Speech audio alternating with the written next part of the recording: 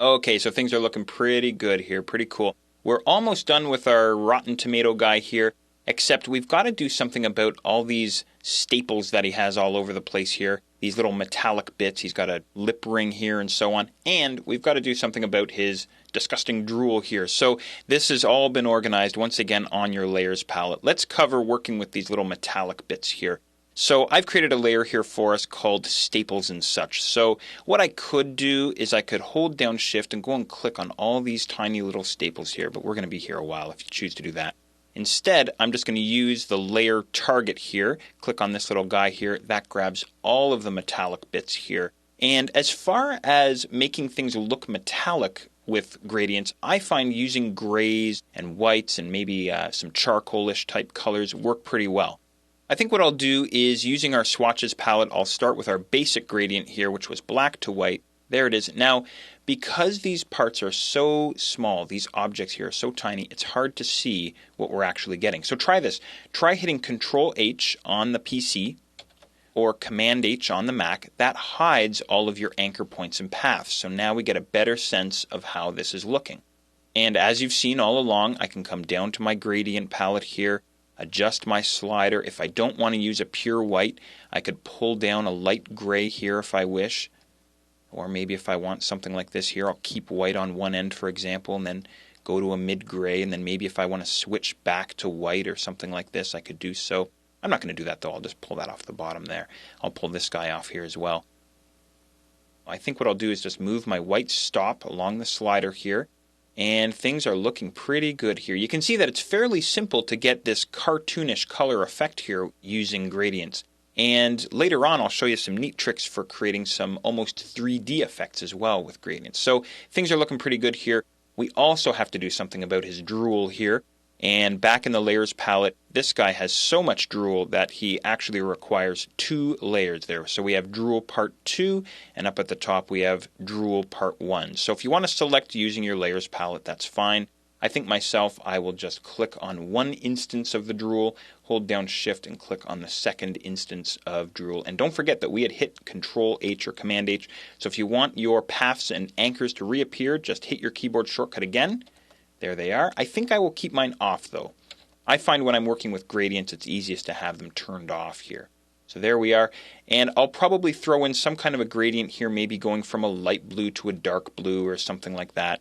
And once again, I'll just start with my basic gradient here. I'll quickly throw down some colors onto my gradient slider here, something like this. Maybe I'll throw white into the middle, get rid of my black, maybe something like that. Now it's looking more like one of those freezy pop things rather than some drool here. So I need to do some adjusting here. I need to adjust this a little bit. So here's what I'll do. I'm just going to single click to deselect everything here. And I'll go back and single click on the first instance of the drool here. And over in my toolbox, I have a gradient tool. Now what the gradient tool allows me to do is set the starting point and the ending point of my gradient. So for example, what I could do is click and drag in a direction here to change the angle of my drool here. So something like that actually looks pretty good. You can see if I drag along the length of the object, I'm going to get one type of gradient. If I were to do something like this, start way outside the object and end way over on the other side of the object, I wind up getting something like that. So using the gradient tool is a great way to control how your gradient is actually going to come out. Now, you don't see this object selected. That's because we had used our keyboard shortcut there, Control H or Command H on the Mac. There he is there. Now I want to go and do the same thing to this little piece of drool here hanging off his chin. It's pretty disgusting here. I'll hold down my Control key. That toggles me to my Move tool. Let go. I'm still on my gradient tool. I'll hit my keyboard shortcut, Control H or Command H on the Mac, and I'll do the same thing.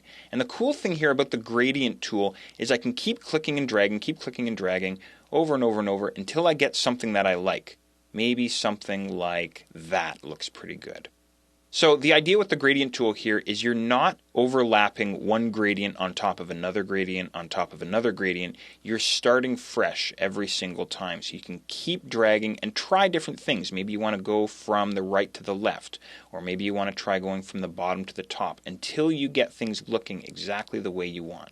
Say something like that. Wonderful. So there's sort of a quick introduction to working with the gradient tool.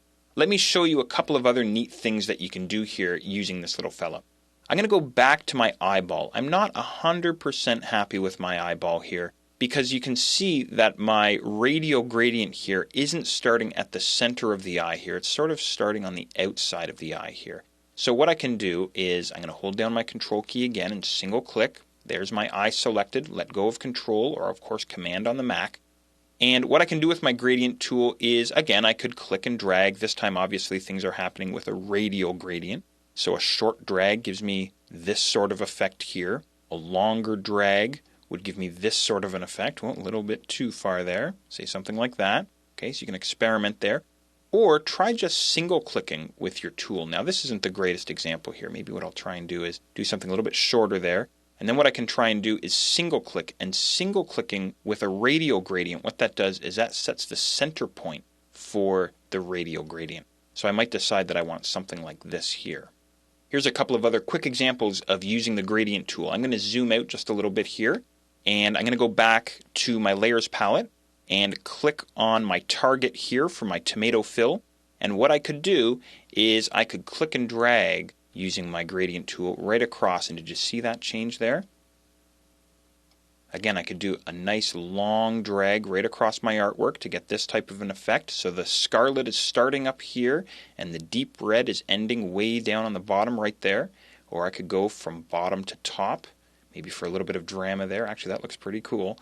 Or I could go the other way here, something like that. But I have to be honest, I'm going to undo once just with Command Z or Control Z because that looks pretty cool. I'm pretty happy with that. That looks pretty awesome. So there's a couple of neat things you can do using your gradient tool. And don't forget to hit Command H or Control H on the PC here to get your paths and anchor points showing back in Illustrator.